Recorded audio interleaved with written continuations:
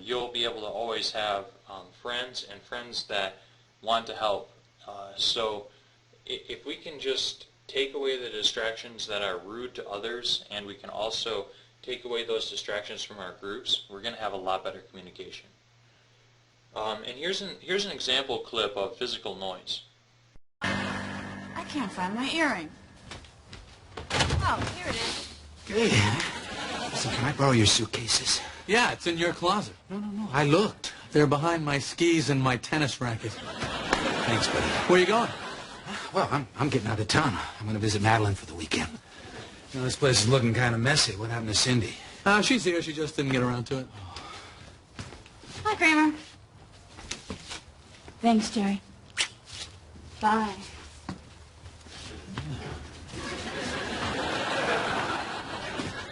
Oh, what's the matter?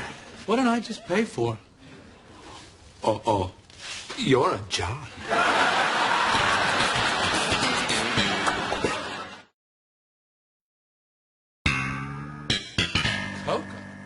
Coco. Well, it's probably the most intelligent ape there is. Yeah. So? How's Cindy the maid? Everything's going great, except basically I'm paying for sex. Tell me about it. I went out with this girl last week. First I had to pay for dinner. No, then George, she's coming over and not cleaning. It's like I'm seeing a prostitute. How much you pay this man? 40. 40? I'm paying 60 to my maid. She doesn't do laundry, and I'm getting nothing. Yeah. Once she pinched my ass, but I don't know what that was. I don't know what this is.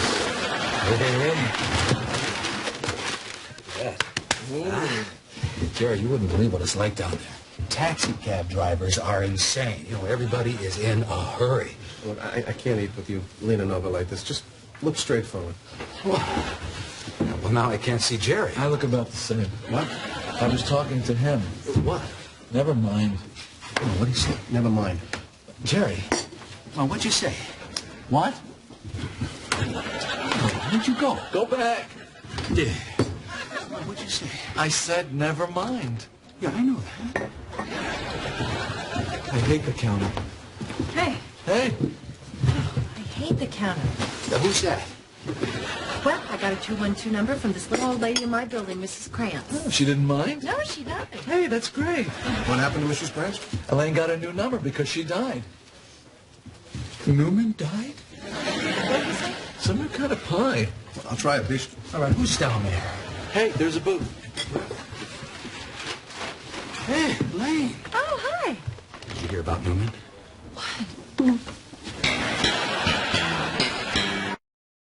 Cool. And as you can see there, just the structure of that group, where they typically would be at one of those four-person tables, really detracted from their ability to understand one another. Really, their ability to even sense one another. So always be mindful of that. Always be thinking, what could be distracting me or others from the main message being put across.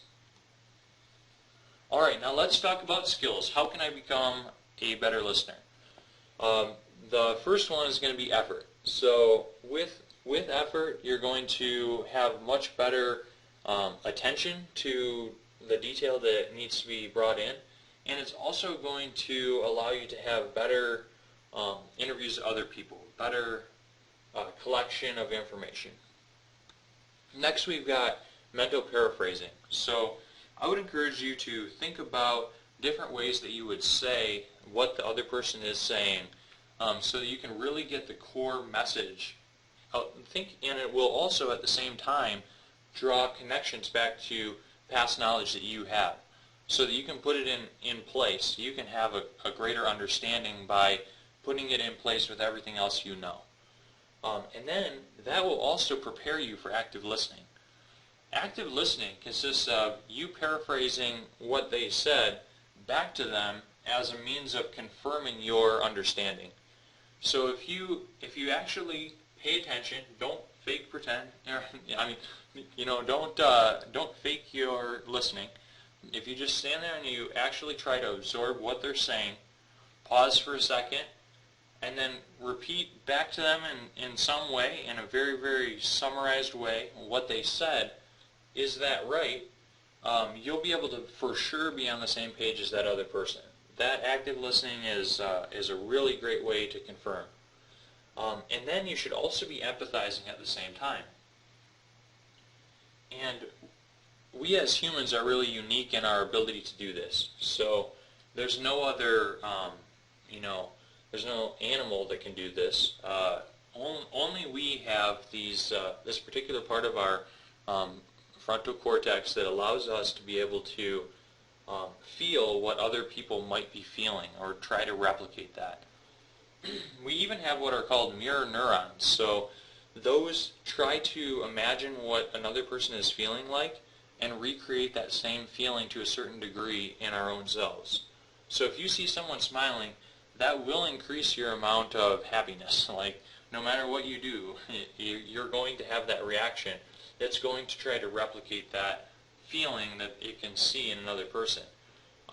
But if we can just take that value and extend it, we also find that the best business decisions, the best ethical and moral decisions are all driven in a one-on-one context like that, with us empathizing with others, or if we've had the experience sympathizing. So if you can try to understand the scenario they're coming from, the personality point that they might have, what role does this person have, what are their goals, if you can try to see from their perspective, you're going to be able to relate a lot better with that person and help them get what they need.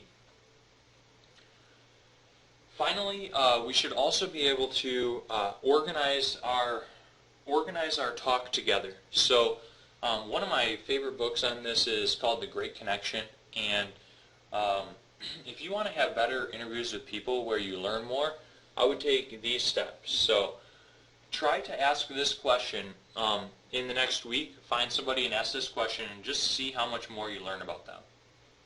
Say, tell me about, and then just talk about something that you know about that person. Just say, tell me about this, or tell me more about this. And that's such an open-ended question that they should be able to proceed with a lot more information you wouldn't know about them personally. And typically, because you're there, they might relate it to your common goal together. Then, once they come to a point where it may feel awkward that they've continued to talk, take that away. So you can try a brief insert, and a brief insert would be like, wow, or wow, that's interesting, or cool, or tell me more about that, or amazing, like these are very simple and easy things you've heard people do, but if you can do that a few times, you're really going to learn a lot more, and it prompts them to think, this person wants to know more about me, or even this person wants to know more about what I'm doing, they're interested in what I'm doing. And you probably really are. And when you get to other points, sometimes it's not appropriate to use a brief insert, or it might be that it's more appropriate to use the other anyway.